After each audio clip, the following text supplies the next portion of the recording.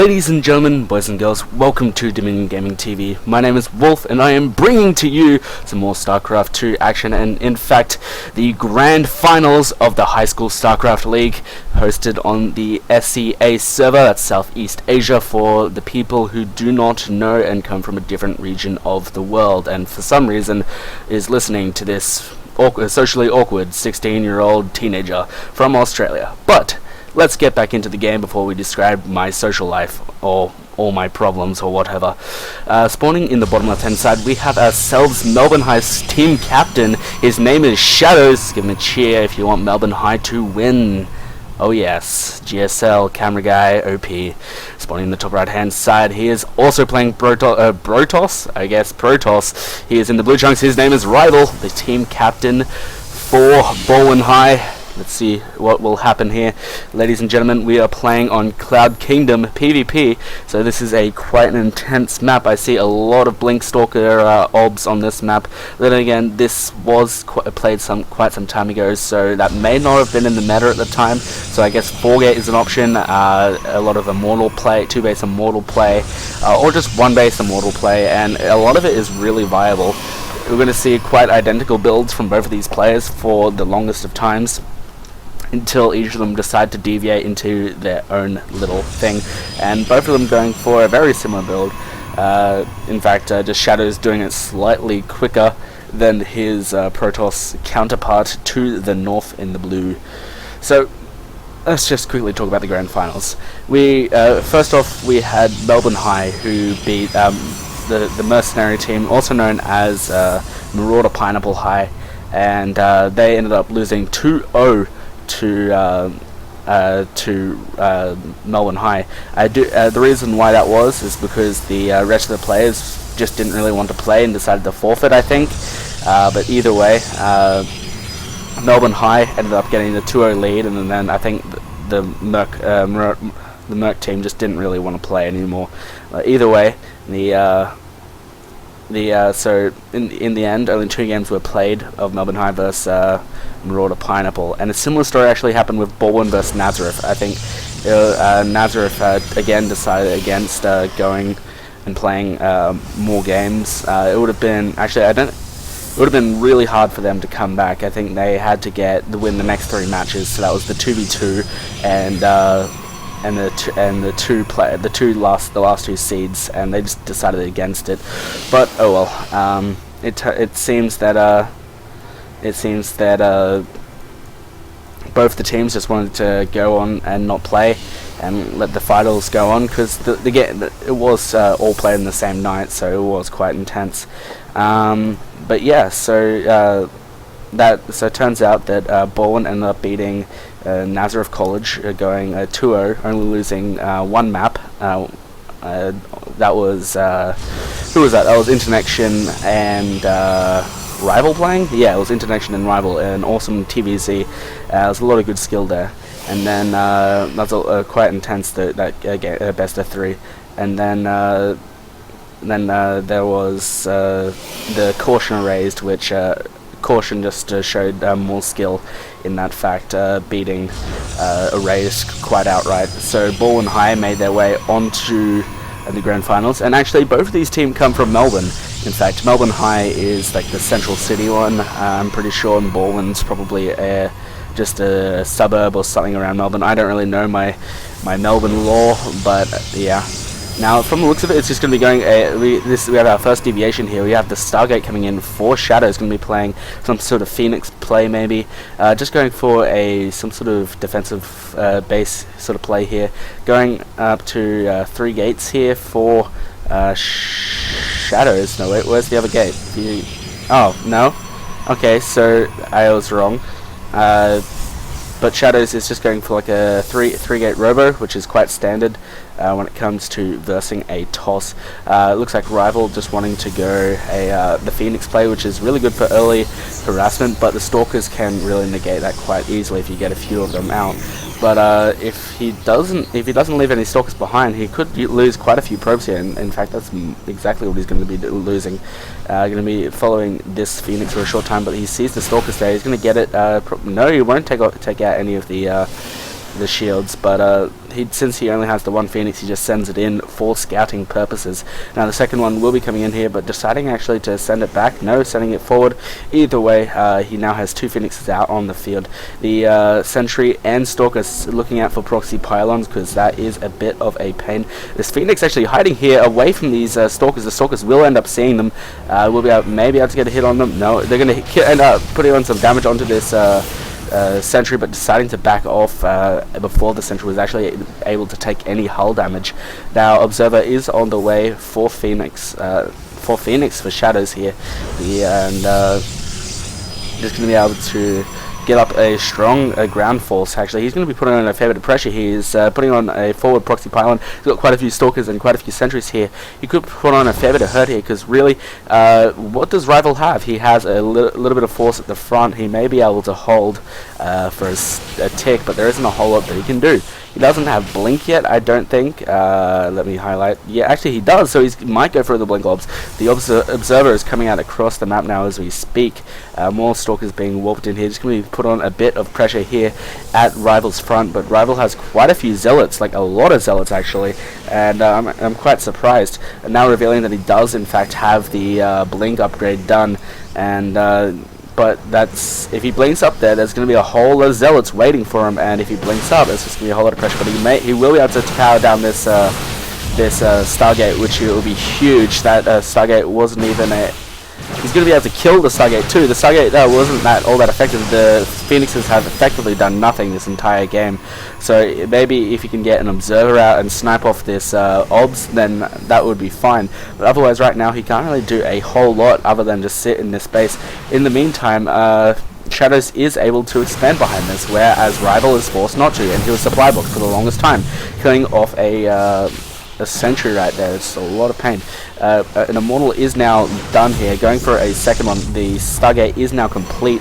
It will be able to repel any of the Stalker Blink aggression, but he is just going to be able to kill off these pylons and supply block Rival. Rival is spending his time building pylons, whereas now Shadowz is just getting a few more units, and now just probably going to fall back in a moment here and just safely expand, because really he can do that.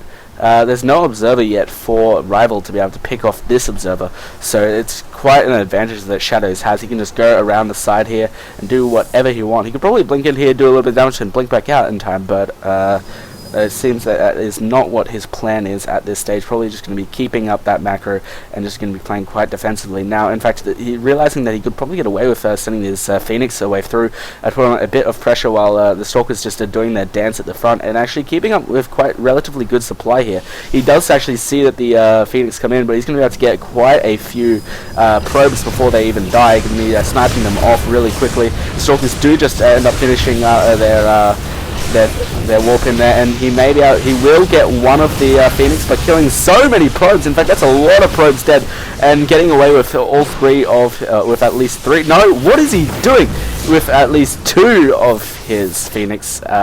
But okay, now Shadowz is getting legs at the Zealot legs at the moment, which is quite an amazing upgrade. I used that a lot in my Protoss days, sounding like an old fella right there, although I'm just a kid. When I played TOS, it was a lot of fun. I went for a lot of Zealot upgrade, sort of Zealot based plays, and it was so much fun.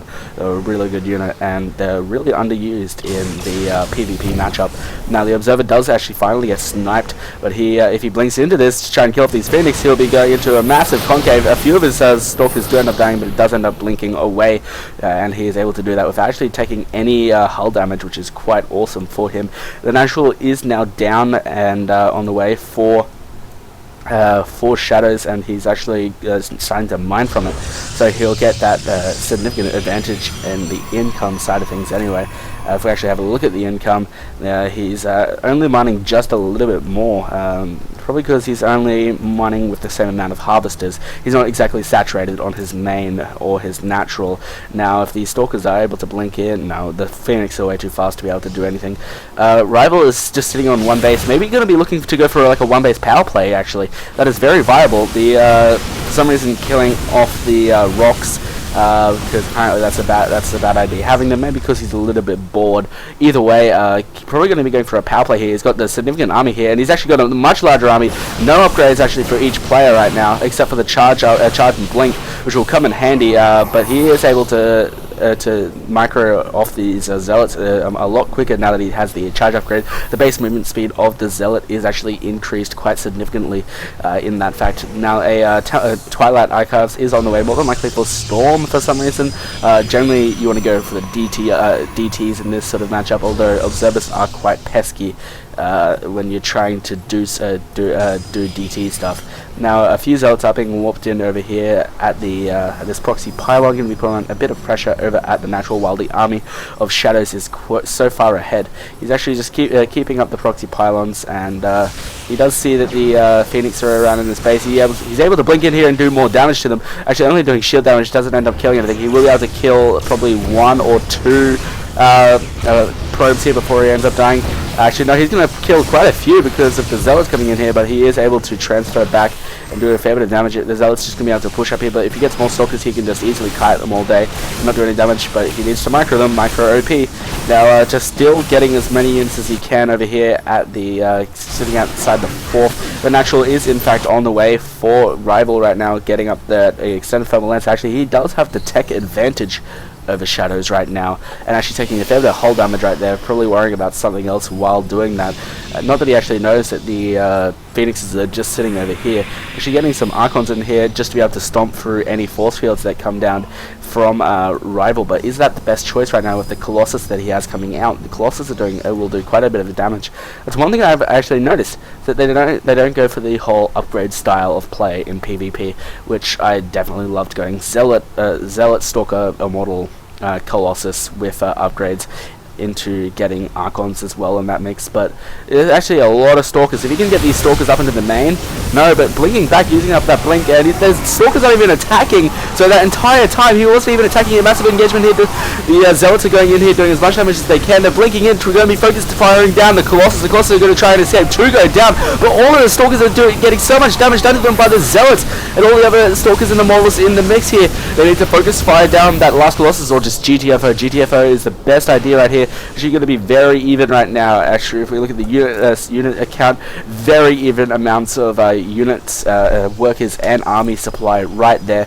Able to hold off there, but both players losing probably equal amounts, but Shadowz will be able to resupply with more lower tier units quicker, I do believe, but he still hasn't really built up his economy again. He's starting to do it now.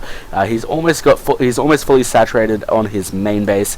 Actually, he's about saturated on his main base, in fact, and just needs to be rallying down those forces over to his natural.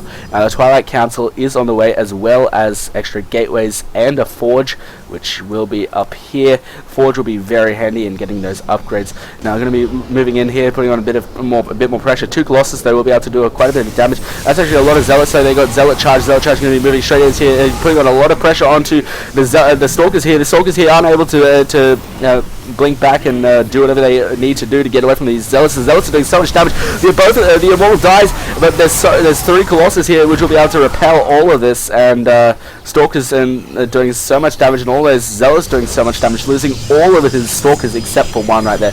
That's actually a big hurt here for Rival. Also losing the pylon at the front, also a big deal here.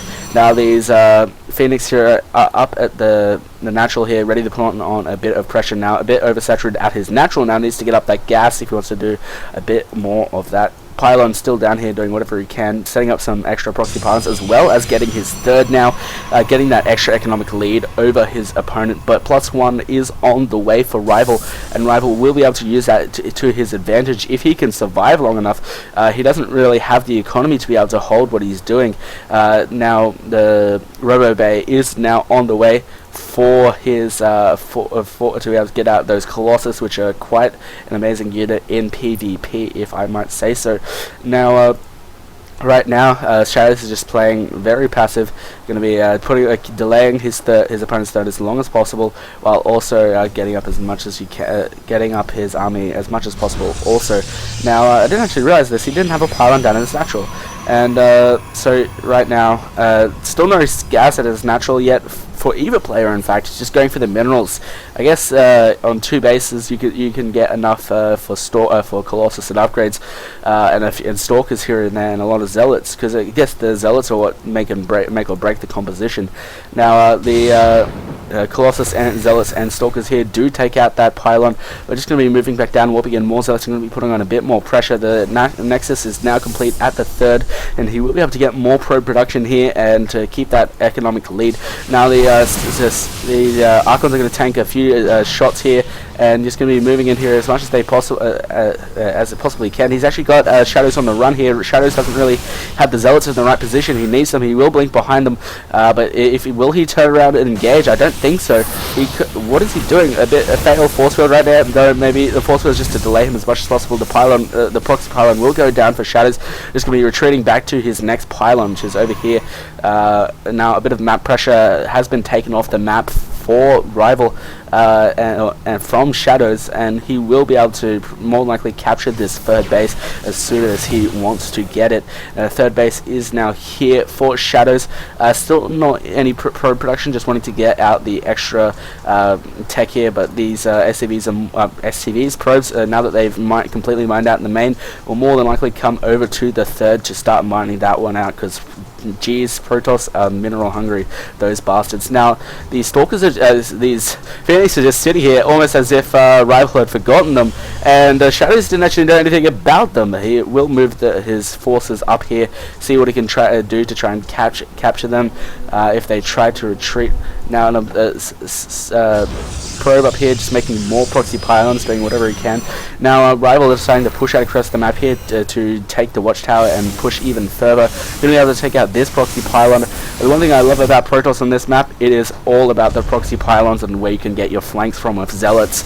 Now actually Shadowz is supply locked. He hasn't been building pylons for quite some time, and he got supply locked for a short moment there. The gas is going down on his 3rd. Actually pushing out across the map. Rival is going to get the jump on Shadowz. Shadowz is going to be going around to the other side of the map, but Rival is going to be going down here and putting down 3 pylons. And going to be doing a whole lot of her, taking down the 3rd base of Shadowz, but really he can afford to lose this right now, because Rival isn't in fact on a 3rd base himself, but Rival does have the superior army force here and will be able to do so much more damage. He especially has the upgrade advantage right here. And is he going for a base trade here? More than likely he's pulling all the probes away from his main base. He's going to be putting down a Nexus or something, I don't know. Going for a base trade here, I don't know if this is the correct idea to do. He will be killing off the entire economy that is of Rival, but where a lot of probes are still getting away, but all the tech damage will already be done here to Rival. I don't exactly know what will happen here. All the probes are just going to be able to build one building and be able to stay alive. He actually has enough for a Nexus, whereas Rival doesn't. He has what he has, and there's nothing more that he can do. He can't build a Nexus or anything, whereas Shadowz will be able to and continue mining. Now the entirety of this base will go down. The thermal lance will go down without being cancelled, and all of his tech is now dead, and all of his base is now dead. He needs to put down a pylon ASAP. I don't think he has yet.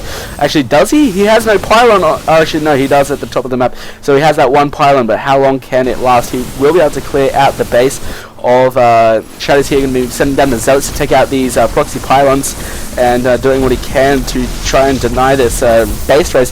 Base race is going in favor of Shadowz. Shadowz needed to build a Nexus ASAP, or else his one pylon will be revealed. And no, he doesn't end up killing it, because he sees that he knows that the army is on the way. So now Shadowz has that one pylon, and that's all that he has.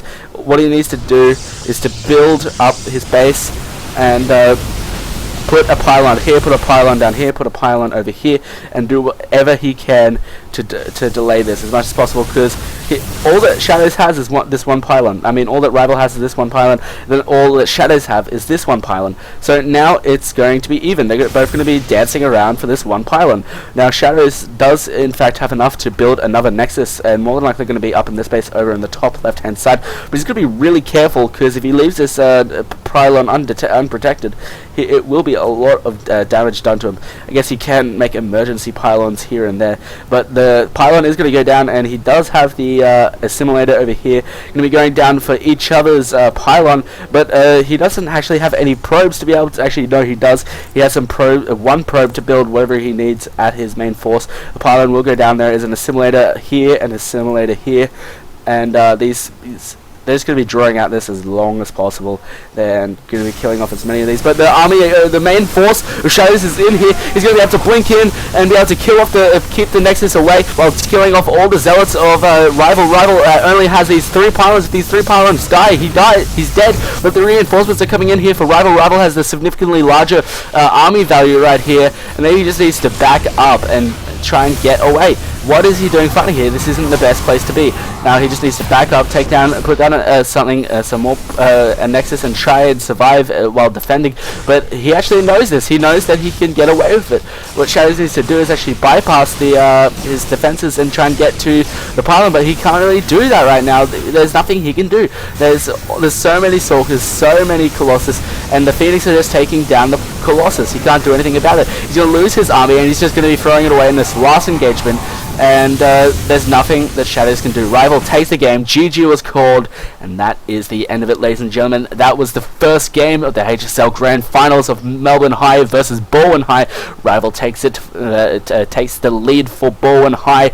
They're currently 1 map up against Melbourne High. Ladies and gentlemen, thank you very much for watching. My name is Wolf, and I'll see you guys next time.